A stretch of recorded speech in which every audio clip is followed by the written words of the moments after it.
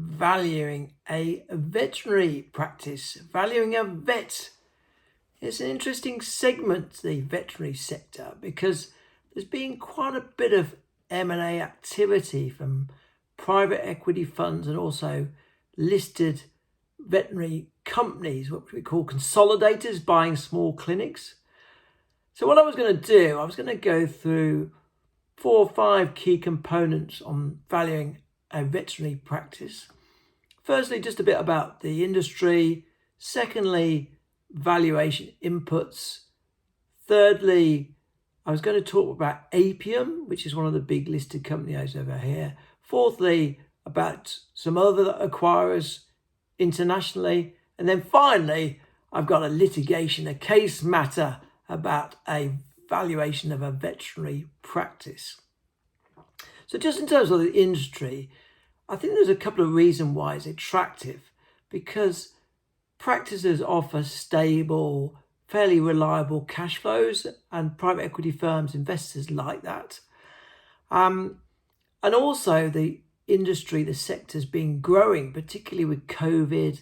In Australia, there was a million extra dogs in the last couple of years. It's fascinating.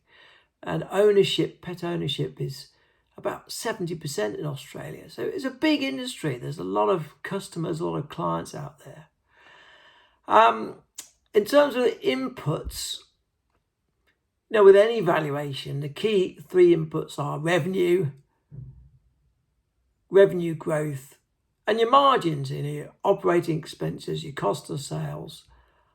Over in Australia, according to the ATO, the Australian Tax Office, net profit margins are about 20%. And there's a whole bunch of factors that can affect margins and sales growth. Obviously, where the practice is located, your access to staff, the type of industry you're servicing, whether it's pets, small animals, large animals, the growth in the population, take-up of things with insurance, for example. And then other factors we need to consider when we're looking at earnings is how much is the practitioner paying himself, if it's a company, or herself, or if there's siblings working in the business, children, how much are they paying? And we just need to make sure a market value for salaries is being reflected. And then finally, a key issue with any professional practice is, where does the goodwill reside? Is that goodwill, the connection with the clients, with the practitioner or the practitioners, or with the practice, with the overall brand? And from the investor's perspective, how is the seller going to ensure that that goodwill remains in the practice? And there's different ways of doing that, but we just need to consider that when we're valuing a practice. So in terms of M&A and activity, I'm going to talk about Apium Animal Health, listed Australian company.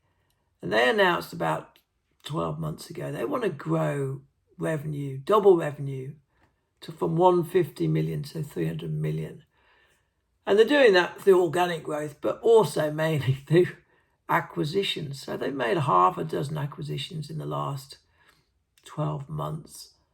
And those multiples, you can find this on my website, are around 1-ish, sometimes a bit lower, sometimes a bit higher, 1-ish times revenue.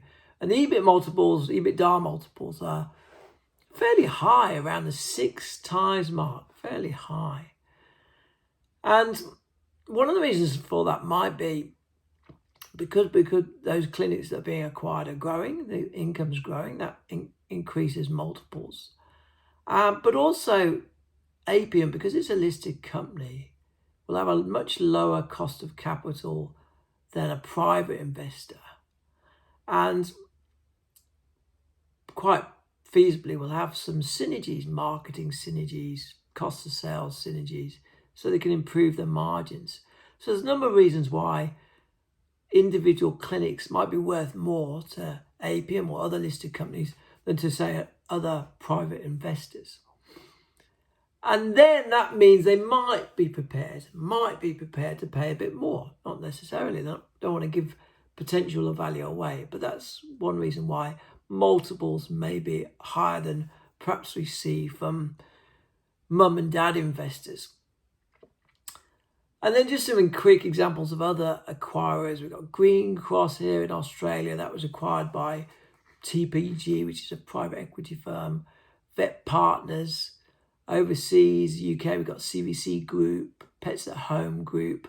There's IVC Evidencia, which I think is the biggest veterinary practice supplier. How many? It's got about 2,600 clinics. Wow, that's a lot of clinics.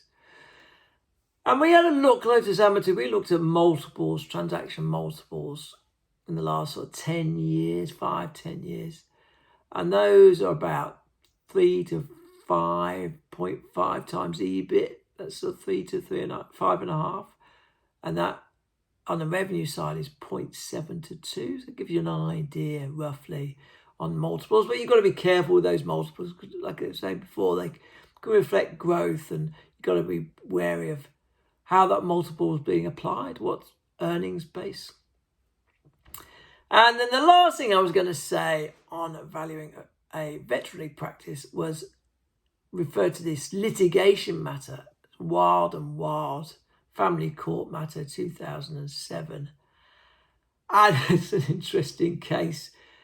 The husband owned his veterinary practice, and went to court. There was a judgment on the value. Basically, the judge agreed with the husband's expert valuer and disagreed with the wife's expert, and it went for an appeal. And in the appeal, I recount what happened is that the husband's expert basically used a capitalization of earnings and used a capitalization rate of between 22.5% and 25% against earnings. And the judge recognised that was a fairly acceptable way of valuing the business. The wife's expert, by the sound of it, had quite a bit of experience in the industry and had built up a database of transactions or companies. It's not clear what. And the wife's expert compared the husband's business, to this database and concluded that the business was underperforming. And so they made an adjustment, by the sounds of it, for revenue and possibly reducing costs to improve what the wife's expert thought the business could generate in terms of profit. And then interestingly, actually applied a much higher capitalization rate, 31% compared to the husband's expert. And the gist of it on the appeal was that they rejected this appeal, so they had no merit, and that the approach that the wife's expert taken was contrary to the normal approach. And they referred to Wayne Lonergan's valuation of businesses. And Wayne Lonergan says it's generally inappropriate to value on the basis that the new owner is able to achieve full synergies and any other improvements. So you shouldn't be valuing a business based on what it could make. And Lonergan then further points out that if you did, it wouldn't make any sense, because why would a buyer pay for something they're expecting to achieve? They're only going to pay for what you've proved you can achieve. Anything they're going to increase is for their benefit. Otherwise, why would they pay it? They wouldn't buy it. So that wraps up my assessment of veterinary practices. So just to recap, there's quite a lot of acquisition in the market. Some of the inputs you've got to be wary of are obviously the salary for the practitioners, whether there's any related costs in there. Then you've got to think about this particular case. There's a discount rate, in this case, 20 to 25% sound reasonable. Multiples 3.5 to 5, maybe higher in this current market.